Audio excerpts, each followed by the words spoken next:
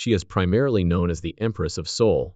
She was a major contributor to the success of the Atlanta family group The Pips, which consisted of her brother Morale Bubba Knight, her cousins William Guest and Edward Patton, and herself. Together, they created a musical legacy that continues to reverberate today. But despite all of that fame and success, her personal life wasn't always easy. She experienced her fair share of heartbreaks. Born on May 28, 1944, Gladys Maria Knight is a gifted singer, songwriter, actress, and businesswoman who has had a lasting impact on music and entertainment. Her career spans decades, and she has received numerous awards and recognitions. Her most famous accomplishment was being the lead singer of The Pips, where she established a career that is remembered globally. Despite this, she remained strong and focused on her career, times and gave birth to 3 children at the age of 16. In 1960, she married her classmate James "Jimmy" Newman, a musician from Atlanta, after learning she was pregnant. Unfortunately, she miscarried during this time, but the couple went on to have 2 children together. However, their marriage was troubled by issues, as Jimmy battled drug addiction and left the family when Gladys was only 20 years old. Despite all of this, they remained married for more than 12 years, until 1973, going through some extremely difficult times together. Gladys. Despite all the difficulties, Knight and James Newman decided to take a break from her music career for a while. She retired from touring to focus on raising their son, while the Pips continued to perform alone. In 1963, the couple celebrated the birth of their daughter, Kenya Maria Newman. With the increasing demands of motherhood and the need to provide for her family, she eventually resumed her music career by recording and performing. Gladys James, who performed with the Pips in the early 1960s, and the Pips moved to Detroit to start a new chapter in their lives. They lived on La Avenue for a while and made sure their kids were well educated by sending them to a local Catholic elementary school. However, their marriage continued to struggle, and after 7 years apart, Gladys made the difficult decision to divorce James in 1973. A few years later, James passed away, marking the conclusion of a challenging period for Smoothus in 1974. After experiencing the heartbreak of her first marriage, she fell in love once more with Barry Hanker, the founder of Blackground Records, a label that would later sign his niece, the well-known singer Aaliyah Gladys. Barry and Gladys had a son, Shanka Ali Hankerson, born on August 1976, but their marriage also had its share of problems. In 1977, the couple moved to Atlanta while the Pips remained in Detroit. But despite their best efforts, Gladys and Barry's marriage collapsed in. Gladys Knight and Barry Hankerson's divorce, in 1979, resulted in a protracted and emotionally taxing custody dispute over their son, Shanga Ali Henderson, further complicating her already difficult personal life. Tragic events then occurred in 1979, when Shanga was abducted, and despite the emotional turmoil in her life, she spent more than $1 million in an unrelenting search for him. In 1995, she was married again, this time to motivational speaker Les Brown. But like her previous relationships, this one had difficulties, and they eventually split up and got divorced in 1997. In the late 1980s, Gladys also struggled with a gambling addiction for more than 10 years, losing $660,000 in one night at a baccarat table. When she realized the truth of her addiction, she bravely decided to get help and joined Gamblers Anonymous, which finally helped her escape the hold of gambling. She had been a Baptist, but in 1997 she converted to Catholicism. Shortly after, her spiritual path took a different turn when she was baptized into the Church of Jesus Christ of Latter-day Saints, or LDS, also known as the Mormon faith. Her children's decision to join the LDS Church also had an impact on her. As a result of his involvement with the LDS Church, she had a humorous exchange with LDS President Gordon B. Henley, in which she joked that their music needed more vigor. In addition to her musical career, Smoothus Knight assumed a leadership role when she led the Bone Choir during the 40th anniversary celebration of the Revelation on the priesthood. This was a significant chapter in her life that demonstrated her dedication not only to music, but also to faith and community. At a pivotal point in her career, Gladys's son Jimmy Newman played a key role in the creation of the Grammy Award-winning Saints Unified Voices Gospel Choir. Despite this heartbreaking loss, Gladys found love again in 2001 when she married William McDowell. Jimmy, who managed her business affairs through his company Newman Management Incorporated, tragically died of heart failure on July 10, 1999, at the age of 36. His sudden death was a huge blow to the family, and his loss was deeply felt by everyone who knew him. Jimmy left behind his wife, Michelle, and their children, daughters Nastasia and Gabriel, as well as sons Ron, Stefan, and Sterling. The couple settled in Fairview, North Carolina, where they bought the former RS High School in Asheville and converted it into a community center, demonstrating their dedication to their neighborhood. Beyond her personal life, Gladys continued to give back to the community in 2017 by supporting a fundraising event for the Children's Learning Centers of Fairfield County. Together, they created a large and extended family with a total of 17 grandchildren and 10 great-grandchildren, making them a close-knit and lively family unit. Smoothest Night's journey has been one of tenacity, love, and a strong sense of purpose. She has managed to navigate life's ups and downs with grace and determination, leaving a lasting impact on the world through her music and philanthropic endeavors. Her story is a powerful reminder of strength, family, and the positive difference one person can make. Carol Ann Ree and Alan Alter co-hosted an event at the Palace Theater that raised an impressive $400,000 for this important cause. Let's take a trip through Gladys Knight and the Pips' remarkable career, which spanned the 1960s, 1970s, and 1980s, produced a number of unforgettable hits that won over listeners worldwide with their soulful harmonies and smooth vocals. They became well known and are arguably best known for two huge hits that peaked at #1 on the Billboard Hot 100, Midnight Train to Georgia, and That's What Friends Are. For the latter, a star-studded collaboration with Dionne Warwick, Elton John, and Stevie Wonder. Not only that, but the group also had 11 #1 R&B singles and 6 R&B albums that reached the top of the charts. Their success over the years is evidence of their unadulterated talent and musical brilliance. Gladys Knight has had a huge impact on music, winning 7 Grammy Awards, 4 as a solo artist, and 3 with the Pips for her voice and artistry, which have made her one of the most renowned musicians in music history. 2 of her most famous songs are I Heard It Through. Rolling Stone magazine named her one of the 100 greatest singers of all time, confirming her position as a powerhouse in the music industry. The Grapevine and Midnight Train to Georgia were inducted into the Grammy Hall of Fame, recognizing their historical and artistic impact. However, Gladys didn't stop at music. She also demonstrated her versatility by recording the theme song for the 1989 James Bond movie, License to Kill. In addition to receiving the Kennedy Center Honors and the National Medal of Arts, she was inducted into the Rock and Roll Hall of Fame and the Vocal Group Hall of Fame. What was it like for Gladys Knight in her early years? She was born in Atlanta to postal worker Merrill Woodlow Knight, Sr. and Sarah Elizabeth Woods. She grew up with her siblings, Brenda and Merrill Bubba Knight Jr., but they also lost another brother, David Billy Knight, who was involved in the musical journey. She started singing in her church choir in the late 1940s and early 1950s, where her amazing talent began to shine. Her voice was noticed, and by the time she was 8 years old, she had reached a significant milestone. On July 1952, she won the prestigious Ted Mack's Original Amateur Hour TV show contest, a victory that hinted at her future as a music legend. The formation of Smoothest Night and the Pips was as fateful as it was impromptu. It all started at Bubba Knight's 10th birthday party, where Smoothest Bubba, their sister Brenda, and their cousins Eleanor and William decided to sing together after a broken record player left the party without music. What began as a straightforward solution evolved into something amazing, and everyone at the party urged them to pursue music as a group.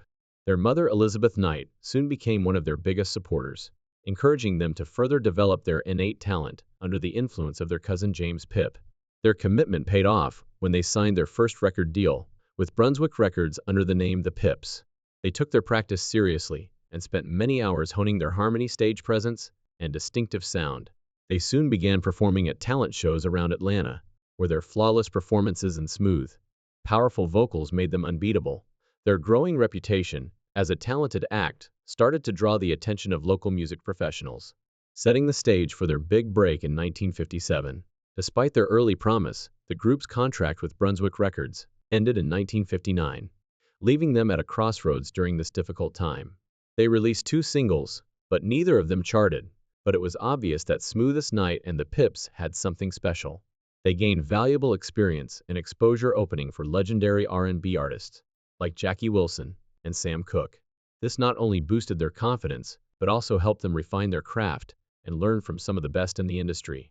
In the wake of these changes, the group reorganized, adding another cousin, Edward Patton, and a friend, Langston George, to fill the lineup. This new arrangement marked a new chapter for the group, as Patton and George added new energy and dynamics to their performances, helping them evolve their sound. Two important members, Brenda Knight and Eleanor Guest, decided to step away to focus on their families. However, Bubba and Gladys remained determined to keep their dream alive. Even though it seemed like the odds were against them, the group persisted in performing and gained a reputation for their amazing harmonies and commanding lead vocals.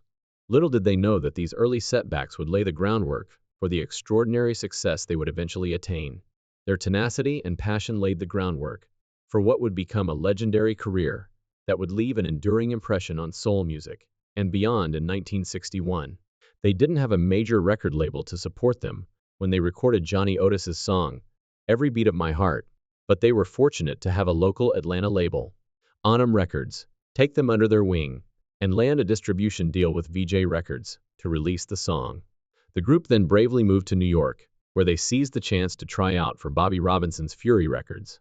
When they got to Fury Records, they found that Every Beat of My Heart was already Robinson's shrewd decision.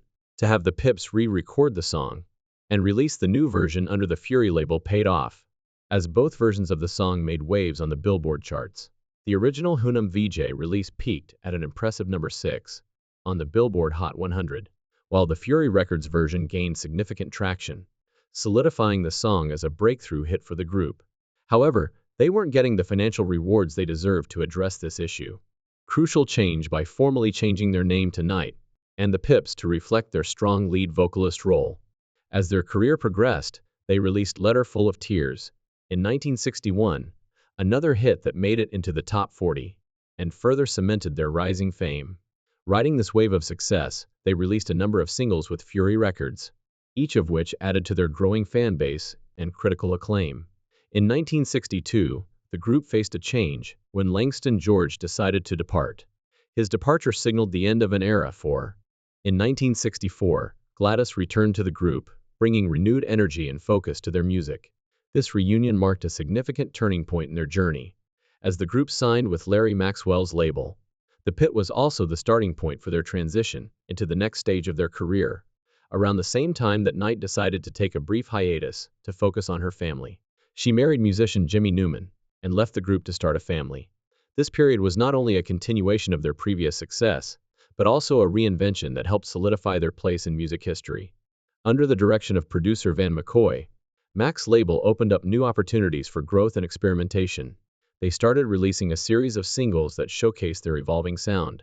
These tracks highlighted Smoothes's soulful voice and the Pips' harmonies, which blended rhythm and blues with pop influences that resonated with audiences. With each release, they demonstrated their versatility and commitment to their. Gladys Knight and the Pips took another significant step in 1966, when they signed with Motown Records.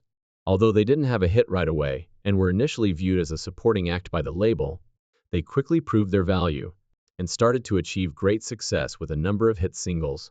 Early in their Motown career, they were honored to tour as the opening act for Diana Ross and the Supremes.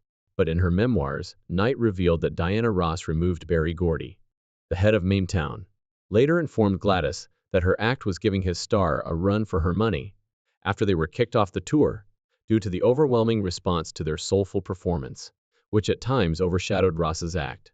In 1973, they made another crucial decision, leaving Motown for a more promising deal with Buddah Records. This decision marked a turning point in their career, leading to even greater mainstream success. The same year, they released Midnight Train to Georgia, which not only won a Grammy, but also topped both the. During the summer of 1974, Smoothest Knight and the Pips recorded the soundtrack for the movie Claudine with the renowned producer Curtis Mayfield. This soundtrack featured standout tracks like On and On, The Makings of You, and Make Yours a Happy Home. Their success continued with hits like I've Got to Use My Imagination, The Way We Were Try to Remember, and Best Thing That Ever Happened to Me. Their music also found a fervent following in Europe, particularly in the United Kingdom, where they became quite popular.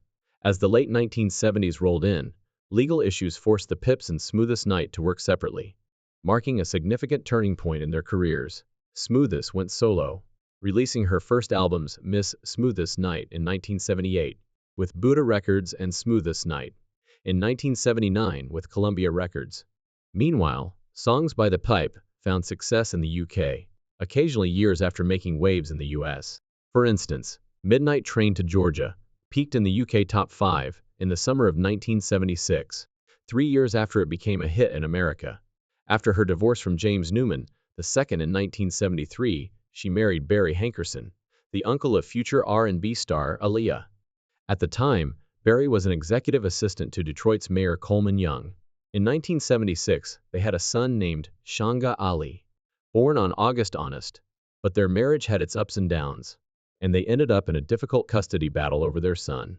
In terms of her career, 1980 was a significant year for her, when Knight Johnny Mathis asked her to work on 2 duets. Shortly after the Lord's Prayer and one of Matthew's classics, When a Child is Born, Knight and the Pips signed with Columbia Records, reuniting as a quartet and beginning a new chapter. To make their new music come to life, they collaborated with renowned former Motown producers, Nicholas Ashford and Valerie Simpson. The Pips began their Columbia Records era with 2 albums, Touch 1981 and About Love 1980 and 1981. About Love, which featured the hit single Landlord, which resonated with fans. It marked a creative comeback for the group and added another success to their growing list of chart toppers. In 1983, they maintained their momentum with the release of the hit single, Save the Overtime. Produced by Leon Silvers, the third who is well known for his work with Shalimar, the soulful boogie-style track was a standout hit, peaking at number 66 on the Hot 100 and holding the top spot on the R&B chart for a week in the middle of 1983, making it their first R&B chart topper since 1974. The music video for the song was ahead of in 1987. Smoothest Night decided to go solo, capping an incredible era with the Pips. Their final album together, All Our Love 1987, released under MCA Records, featured the infectious lead singer. Its time-blending R&B with early hip-hop influences made it one of the first to do so. The album Visions, which featured Save the Overtime, for me highlighted the group's versatility and included another R&B hit, You're Number One in My Book, proving they were still a force in the music industry. After a successful farewell tour in 1988, the Pips decided to retire as a group, ending an era of unforgettable music and performances. The group's legacy was further enhanced by the single Love Overboard, which shot to number 1 on the R&B charts and earned them another Grammy Award. Already a celebrated figure with the Pips, she began her solo career with new vigor and focus, adding to the group's legacy. While still with the Pips, Knight made a significant contribution to raising awareness of AIDS by working with Dionne Warwick, Stevie Wonder, and Elton John on the iconic benefit single, That's What Friends Are. This chart-topping hit raised awareness and won a Grammy for Best Pop Performance by a duo or group. Knight and the Pips were inducted into the Georgia Music Hall of Fame in 1989, the Rock and Roll Hall of Fame in 1996, and the Vocal Group Hall of Fame in 2001 in 1985. On March 27, 1988, Knight gave a powerful performance of America the Beautiful at WrestleMania 4 in Atlantic City, showcasing her versatility. The following year, she recorded the title track for the James Bond movie, License to Kill, which became a top 10 hit in the UK and Germany, solidifying her international acclaim. In 1991, Knight took another daring step in her career. With vocals, she performed with Dionne Warwick and Patti LaBelle in the HBO special Sisters in Love that same year, showcasing the incredible talent of all 3 artists. In her solo career, she released her 3rd solo album, Good Woman, which peaked at number 2 on the R&B Hit Men chart, reached number 45 on the Billboard 200 and featured Superwoman, written by Babyface and featuring Dionne Warwick and Patti LaBelle, which was nominated for a Grammy. That same year, Knight collaborated with LaBelle on I Don't Do Duets for LaBelle's album Burn Glad, which was a combination of musical brilliance, and Knight's love of music and dedication to charity were evident in her many collaborations and philanthropic endeavors. She co-headlined VO1 De Live 2004 in support of the Save the Music Foundation, and in 2005 she recorded a duet with Ray Charles U. She also performed the national anthem at Game 1 of the World Series, captivating audiences with her powerful voice. Her 4th solo album, Just For You, went gold, and earned a Grammy nomination for Best R&B Album in 1995, solidifying her solo career. Accompanied Chaka Khan, Patti LaBelle, and Diana Ross at the Divas with Heart concert in 2008 to raise money for cardiac research. She also participated in American Idol to raise money for charity alongside celebrities like Ben Stiller, Jack Black, and Robert Downey Jr. One of her most moving performances occurred in 2009 when she sang the Lord's Prayer, and His Eye is on the Sparrow at Michael Jackson's funeral, which honored the King of Pop. In 2013, she contributed the song You and I Ain't Lenny Kravitz's album, Where My Heart Belongs, which included her work with the Pips, became her 30th top 40 R&B album in 2014. That same year, she urged women in the entertainment industry to prioritize self-respect and refrain from selling sex. Staying true to her values of grace and dignity, Gladys Knight's influence reached new heights when VH1 ranked her Knight known 18 on their 100 Greatest Women of Rock list in 2019. She performed the song Nothing No More. In 2022, Knight performed at the 100th anniversary of the Delaware State Fair. Her enormous contributions to music and culture were honored with the prestigious Kennedy Center Honors, presented by President Joe Biden. She even headlined the U.S.-Africa Leaders Summit dinner at the White House, demonstrating her enduring legacy on the international scene. Knight's decision to play the national anthem at the Super Bowl was met with mixed reactions because of Colin Kaepernick's protests. The tenacity of talent and a strong dedication to her music and changing the world are evident in the life and career of Gladys Knight.